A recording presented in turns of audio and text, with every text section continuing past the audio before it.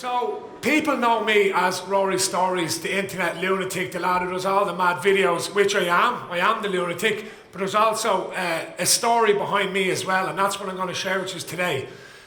Basically, to give you an insight to who I am, when I was in school like yourselves, I wasn't good in school. I was the class clown.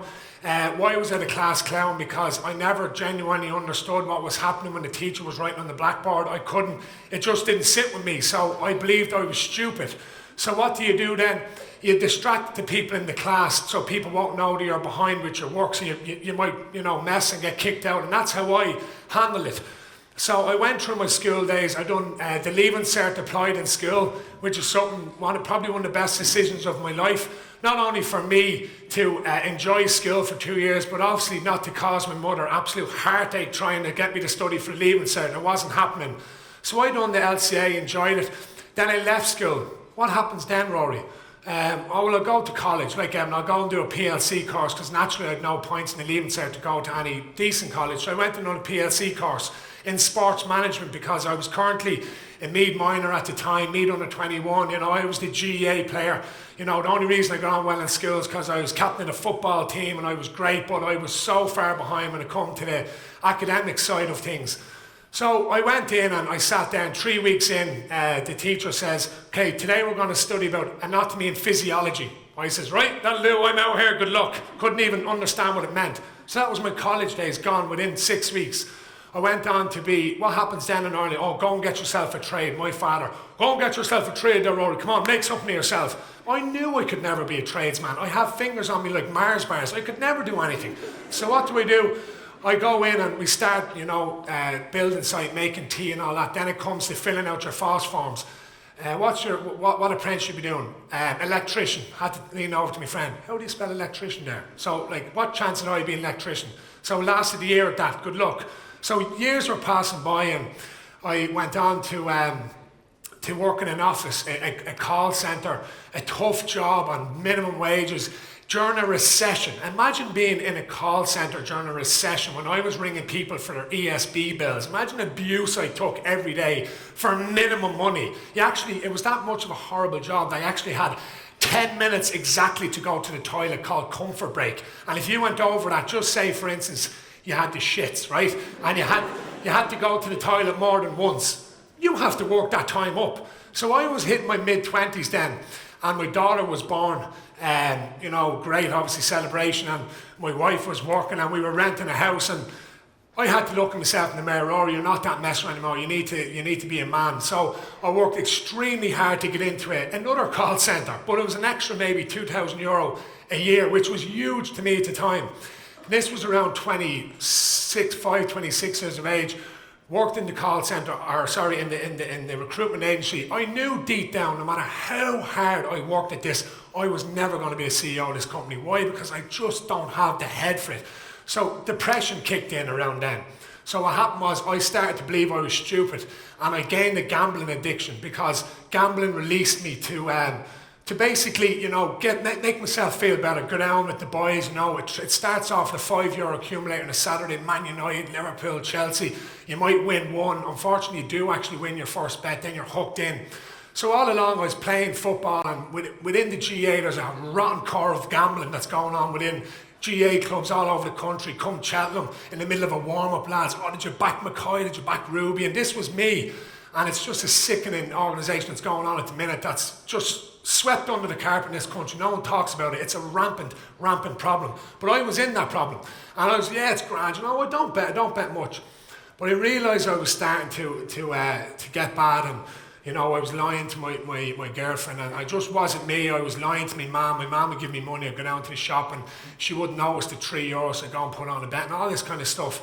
So then in May 2013, I played a championship match with my club on a Friday night. We lost, and I was a bit down over that. Anyone who's into the GA will know what it hits you when you lose with your club in championship.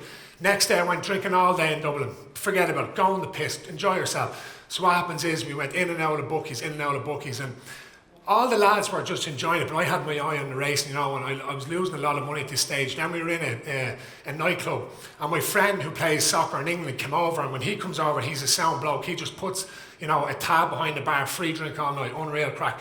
But I was just sitting there, I want to go to the casino, I want to get my money back. So I told the lads I was going home, walked down the road there, somewhere in town, I can't even remember where it was, and into the casino.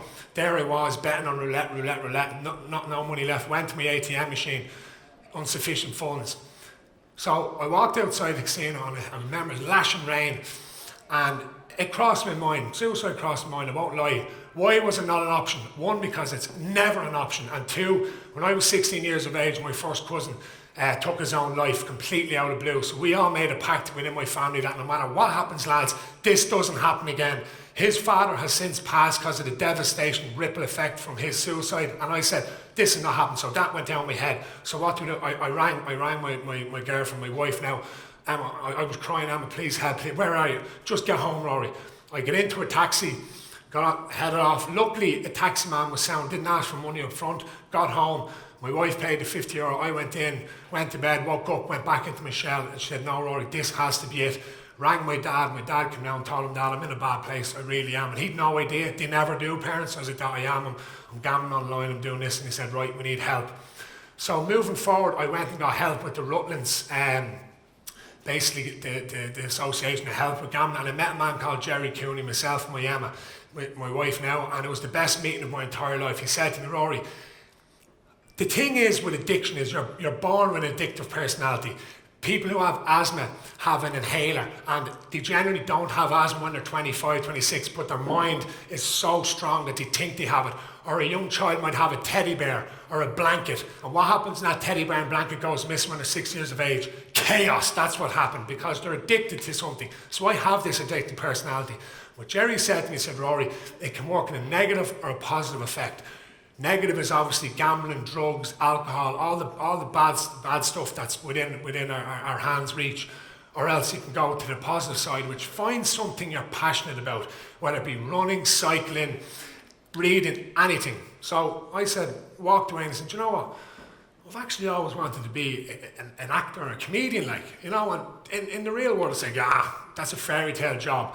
And I said to myself, you know what? It's actually kind of not. So I sat down in November 2013, and I wrote on a piece of paper, Rory Stories. Rory Stories. I said, I love telling stories. Oh, what's a story, Rory? I'm just a lad that has loads of stories to tell. So this started with a blog, and I shared it on my Facebook. One video or one story which is in my book that goes beyond madness. I said, if this goes down well, I'm going to go for this. It's pure throwing myself in the deep end. I remember posting this story on Facebook, being like this. And next minute, the likes and the comments, unbelievable, Rory, unbelievable. I was like, really? There's fucking loads more than that to tell. and then it snowballed. And then Facebook was obviously, so 2014 I set up Facebook. And literally the first ever video I made, I got a friend to come down and stand in the corner of the room. And I said to the lads, boys, I'm just going to come in here off the cuff and just be a manager at half-time in the county final. They were like, you're mad, Rory. I know I'm mad, but just please do it. So in comes Rory with a stupid hat. You've probably seen YouTube, made it 5 years ago, roaring and shouting at the lads, off the cuff, just pure madness, posting online. All of a sudden, next day, balls.e, joe.e, all these people shared it. And I was like, Jesus Christ, the GAA has never been touched. You know, Dermot Morgan got arrested and Pat Shaw touched on it, but no one's actually went into the characters. Right, that's it. Myself, Paddy, you probably know him as Cecil the Calvin man, me and him went at it 100 miles an hour every Saturday, video. The following grew from 1,000 to 100,000 within 3 months. I was like, this is insane, like. But what do? You don't stop, you keep going. So I was like, geez, this is happening. And then I started to believe that this is your calling card, Rory. And all my friends and my older cousins said to me, calling card. I didn't know what that meant. It was basically, this is what you were put here to do. You found what you're good at, so work your arse off. So I did. What did I do? I left my job. I just left my job. Now you have to remember, I had a 1-year-old child. I had a mortgage that we could barely pay. And here's this man leaving his job. I remember going to my dad, I'm in bad form today, what's wrong? Rory Stories, that video didn't work out. Forget about Rory Stories, Joe, worry about your job. No, Dad, worry about Rory Stories, forget about the job. And I always remind my dad of that. Every time he's like, geez, Rory's down in the shop there, and Tommy was there saying, Rory's flying this. And he was like, well, Dad, do you remember the day? He goes, don't remind. I'm an Irish parent. I have to tell you that, you know. That's what they do, like. There's no such thing as the extraordinary in Ireland. It's always, go to school, go to college, eat a load of food, have a few pints and die. No. It's not how it is. And, like, I was looking at McGregor doing the same thing, obviously on a different scale. And I was like, he's talking about law of attraction. I'm like, why don't I talk about it? And around the time, 2 years' time I left my job, Gail Buck came along to me, publisher, the #1 non-fiction publisher in the country. We think you should write a book. A book? A book? I can't even spell. Fast forward 12 months' time. Best-selling book last Christmas. Couldn't get it anywhere. The publisher said that we underestimated this book. We genuinely did. We couldn't believe the reaction to it. I said, what do you mean underestimated? It's about the GAA. I've made videos about every character. It's in the book. It's absolute 100% true. Well, sorry about that, Rory. Sorry about that. No, that's fine. That's grand. I'll accept that. I'm delighted with the sales. Then, what happens then in Ireland? Or should anyone would write a book, one book about the GAA he knows everything about? This was going through my head this January, just gone February. What do we do? I'm going to write another book. Wrote another book. This is going to be a bestseller because you're all going to buy it, aren't you? That's right. This is not for me to prove to you I'm great. It's not. I'm just telling you what an LCA student can do when they find their calling card. That's what I'm trying to say. This is 2 books that I wrote. Any teacher I speak to go, I can't believe, yeah, see what I've done there? I even messed up my English, like. So, people are engrossed in this country. Let me tell you something, right? I have no idea how we're going with time here. That's broke, right? But let me tell you something here, right? It's so true. You need to be yourself in this life. I mean, be yourself. By being yourself, I mean, go to bed every night going, I was me. Because I'm telling you, lads, people are not going to like you anyway. If you try to be the popular, look at me, 40 million layers of makeup, 200 hours taking one photo to put on Instagram, it doesn't get one like, no! People are not going to like you anyway. So you might as well be yourself, because when you're yourself, you will basically have people around you who know you, who trust you. Loads of people don't like me, and I'm grand with that, because that's the way life is. But there are a lot of people who enjoy what I do and like to talk to me, and that's who I concentrate on. So whatever ambition or goal you have, just pursue it. Your mom and your dad and your auntie Betty and your uncle Tommy are all going to be like, jeez, I don't know about that now, that's a bit extreme now, to be honest with you. But trust me, only you can see the vision in your mind. But you need to be ready for horrible days. Days where, there's some days where I hang on to what I do by a fingernail because of online abuse and blah, blah, blah, and I'm a human being and it does get to, but I hang in there by a fingernail. And then there's other days I run 100 meters in 5 seconds. That's what you call life. So please, it goes back to my mental health things. If you're yourself, you will keep the anxiety and that low. Like, forget about likes and social media. It's all bullshit. And I'm telling you here now, for someone who has power on social media, you need to be yourself. It's kind of cool hearing people who aren't on Instagram and Facebook. It's brilliant. I actually shake people's hands. Is anyone in the room here under the age of 22 not on social media? Legend! You're the man! He's himself. He's himself. If you put a bit of water, it will grow in your mind. That's what happens with anxiety and mental health. If you don't target it in the early days, it will grow and become a huge issue within your head. Throw it on the table, and I promise you'll feel a lot better. I'm leaving with a quote before I finish up by the great Oscar Wilde. Be yourself because everybody else is taken. That's it. Everyone is taken. If you're not yourself, you're probably like someone else. If you're yourself, there's one of you in the entire universe, out of billions of people.